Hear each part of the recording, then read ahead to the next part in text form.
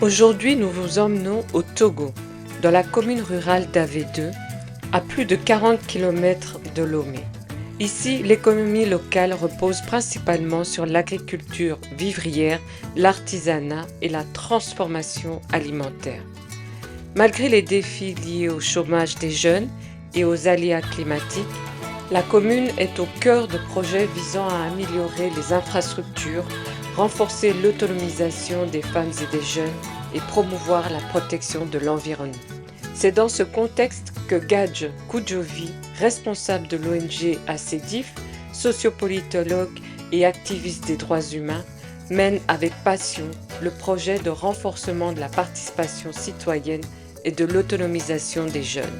Son objectif étant de donner aux jeunes d'AV2 les moyens d'agir, de s'engager et de créer leur avenir, tout en protégeant l'environnement. Bienvenue dans Parole de terrain, le podcast qui donne la parole à celles et ceux qui agissent au cœur des communautés pour le développement rural en Afrique. Bonjour cher public, j'espère que vous allez bien et je tiens tout particulièrement à vous remercier car vous êtes de plus en plus nombreux à suivre Parole de terrain. Vous likez, vous votez, vous partagez, merci. N'oubliez pas de contribuer directement à ces magnifiques projets en cliquant sur le QR code qui se trouve en bas de l'écran. Bonjour Gadj, j'espère que tu vas bien, je sais que tu étais très malade il y a quelque temps. Bonjour, Madame Bintou. Je vais très bien. Au Togo, les jeunes représentent une part importante de la population. Au moins 42% de la population togolaise a moins de 15 ans et 60% de la population togolaise a moins de 25 ans. Alors, quand un jeune ou une jeune fille prend conscience de son pouvoir d'agir, quel peut être son impact ? Quand un jeune ou une jeune fille prend conscience de son pouvoir d'agir et commence par travailler, commence par agir, je crois que ça contribue à un développement durable dans sa communauté. Le projet porté par Gadj entend former et équiper 30 jeunes filles et garçons pour devenir acteurs du changement dans leur communauté rurale. Leur mission : protéger l'environnement, s'autonomiser et renforcer la participation citoyenne. Au programme, ramasser les déchets pour un environnement plus sain, créer des activités génératrices de revenus pour vivre de leur travail, planter des tecs pour reverdir la région et faire face aux conséquences du changement climatique. Parmi les résultats attendus, plus de 1500 plants de teck mis en terre sur 12 mois. Contribution à la lutte contre le changement climatique grâce à la capture de CO2. Réduction visible des dépotoirs sauvages dans les villages ciblés. Développement de petites entreprises locales dans le recyclage et l'agroforesterie.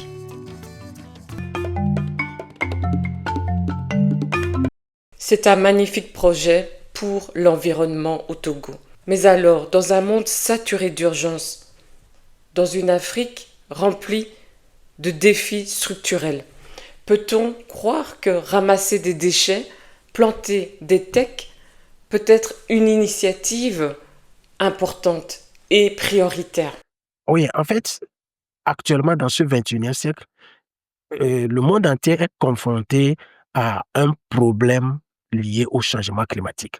Et déjà, le projet de ramassage d'ordures et de plantation de teck s'inscrit dans le cadre de la protection de l'environnement ou, je peux dire, du développement de la résilience face aux effets du changement climatique. Le projet de ramassage des ordures et de plantation de teck a sa place, a sa raison d'être. Je veux même dire est venu à point nommé, surtout dans une communauté rurale, pour pouvoir permettre à cette communauté-là de développer une résilience face aux effets du changement climatique dont elle est victime. Le teck est un arbre tropical réputé pour son bois de haute qualité et sa durabilité, ce qui en fait un choix pertinent pour l'adaptation au changement climatique. Son bois est naturellement résistant aux intempéries, aux insectes et aux champignons. ce qui réduit le besoin de traitements chimiques et prolonge sa durée de vie. De plus, le teck est une essence à croissance relativement rapide dans des conditions favorables, ce qui permet une production de bois plus efficace et une meilleure absorption du carbone de l'atmosphère. L'environnement joue un rôle essentiel dans la consolidation de la paix. Y a-t-il également un lien avec la dignité et la citoyenneté? À première vue, il faut dire que ces trois notions sont intimement liées parce que la dignité humaine est perçue dans un environnement et la citoyenneté est vécue dans un environnement. Il faut vivre dans un environnement pour démontrer sa citoyenneté et pour pouvoir travailler pour le respect de sa dignité. Donc, je pense que un environnement sain, je crois que cet environnement-là offre un cadre favorable, un cadre propice au respect de la dignité humaine et à l'exercice de sa citoyenneté. Tu interviens également en milieu carcéral et scolaire. Qu'est-ce qui t'interpelle dans ces contextes totalement différents? Le milieu carcéral et le milieu scolaire. C'est vraiment, ce sont des contextes différents, mais qui ont leur sens. En milieu carcéral, ce sont des individus en conflit avec la loi qui y vivent. Et ces individus-là ont besoin d'être informés, ont besoin d'être outillés quant à ce qui concerne leurs droits et devoirs pour qu'on puisse les aider à éviter le fait d'être des récidivistes. Et l'autre aspect, une fois sortis de ce milieu carcéral, ces individus ont besoin d'être réinsérés socialement. Et donc, nos actions contribuent également à travailler, à les préparer pour leur future réinsertion sociale et une réinsertion réussie. Maintenant, quant à ce qui concerne le milieu scolaire, c'est un endroit où nos jeunes frères, les cadres de demain, reçoivent de l'instruction et du savoir. Donc, vous voyez, si réellement nous voulons bâtir des sociétés stables et respectueuses des droits de l'homme, je crois que nous devons aussi agir dans ces milieux-là. Raison pour laquelle nous travaillons avec des élèves pour pouvoir les familiariser aux fondamentaux des droits de l'homme, au respect de la dignité humaine, de la vie humaine, à la bonne gouvernance. Et pour que une fois dans la société, qu'ils puissent agir convenablement et qu'ils puissent former une société qui est digne de son nom, qui respecte les droits de l'homme. Donc, dans les deux cas, ces deux contextes, si nous travaillons dans ces deux contextes, c'est que nous contribuons à former, à bâtir des sociétés stables où il n'y a pas de violation des droits humains, des sociétés stables où personne ne pose des actes pour détruire l'environnement, des sociétés respectueuses des droits de l'homme où il y a la stabilité, où les violences sont proscrites. Dis-moi, dans les jours de doute et de fatigue, qu'est-ce qui te fait tenir? Qu'est-ce qui me pousse? Qu'est-ce qui me donne l'envie de travailler? C'est le résultat, les besoins que les communautés expriment. Donc, ce sont ces besoins-là qui vraiment me donnent envie de continuer quand même si je suis fatigué. Vous voyez? Et déjà, quand vous travaillez avec des communautés et que vous voyez que ces communautés ont vraiment besoin de quelque chose, et que vous ne leur avez pas encore aidé à avoir cette chose-là, ça dérange. Même si vous êtes fatigué, une fois que vous vous rappelez que vous avez un objectif à atteindre, vous avez des résultats à obtenir, euh, ça vous pousse à agir. Oui, Gadj, je comprends. Et je pense que ce qui te ferait également tenir, c'est un coup de pouce du public. Encore faut-il que le public sache ce dont vous avez besoin. Pour cela, écoutons les bénéficiaires. Bonsoir à tous, je reprends au nom de Ramatou Bana, jeune engagé de la commune AVD. Nous, les jeunes engagés de la commune AVD, nous avons pris la décision d'entretenir notre commune, comme dans les bibliothèques, dans des CMS, dans des lieux publics, etc. Bref, nous avons aussi décidé de planter des arbres pour éviter le déboisement. notamment des techs. Des techs qui vont nous servir d'activités génératrices de revenus.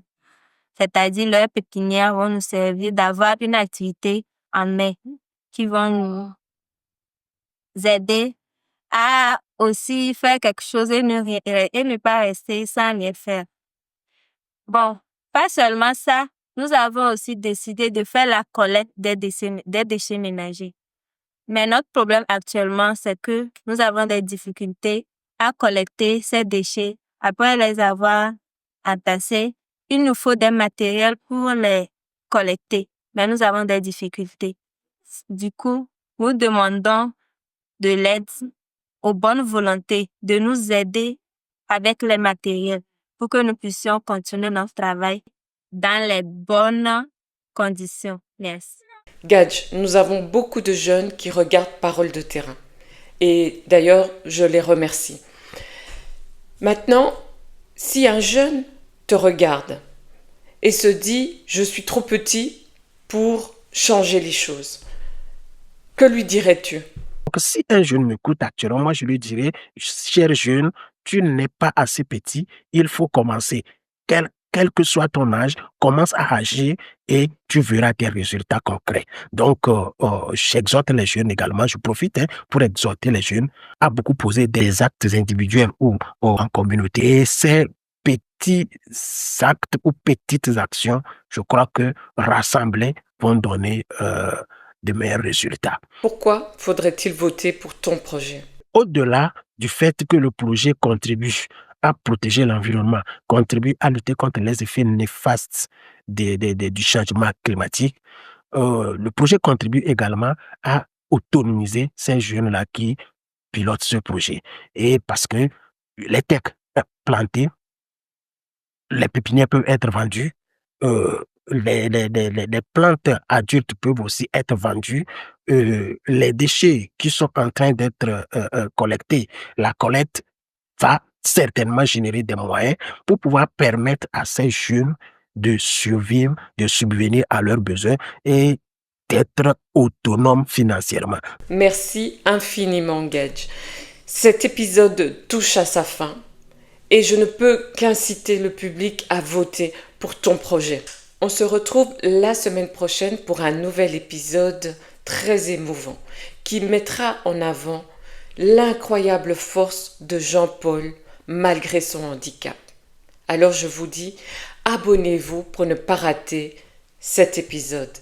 À la semaine prochaine. Scannez le QR code et investissez dans l'avenir rural de l'Afrique. Et n'oubliez pas de vous abonner à Paroles de terrain.